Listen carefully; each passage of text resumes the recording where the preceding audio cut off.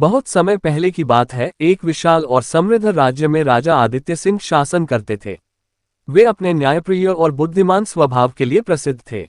लेकिन एक रात जब पूरा महल गहरी नींद में सोया हुआ था, एक रहस्यमय घटना घटित हुई।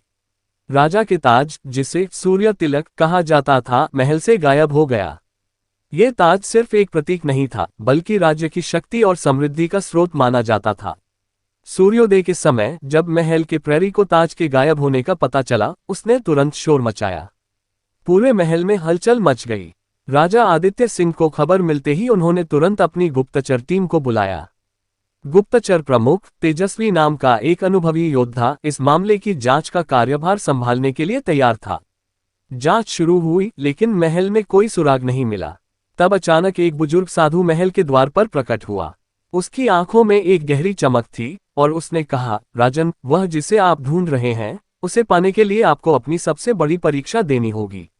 साधु के शब्दों का अर्थ समझ पाना कठिन था, लेकिन एक गहरी सांस लेते हुए राजा ने अपनी खोज जारी रखने का निर्णय लिया। तभी महल के पास एक पुरानी गुफा का नक्शा मिला, जिसे वर्षों से कोई नहीं देखता था। राजा आदित्य सिंह ने अपनी सेना के कुछ भरोसेमंद सिपाहियों के साथ गुफा की ओर प्रस्थान किया। गुफा के भीतर का दृश्य बेहद रहस्यमय था।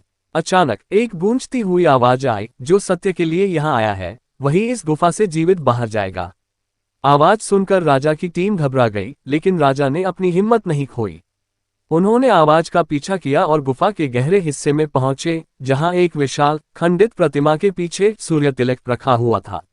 लेकिन जैसे ही राजा ने ताज उठाना चाहा, गुफा कांपने लगी और एक अदृश्य शक्ति ने उन पर हमला कर दिया। अब राजा के सामने सवाल था, क्या वह अपनी सेना को बचाकर ताज को हासिल कर पाएंगे? तभी साधु की कही बात याद आई। राजा ने एक बुद्धिमान निर्णय लिया और अपने साहस और न्यायप्रियता के बल पर उस शक्ति को चुनौती दी। आखिरकार शक्ति हार गई और ताज वापस मिल गया। लेकिन राजा ने महसूस किया कि यह परीक्षा सिर्फ ताज पाने के लिए नहीं, बल्कि यह जानने के लिए थी कि वह सच्चा शासक बनने के योग्य है या नहीं।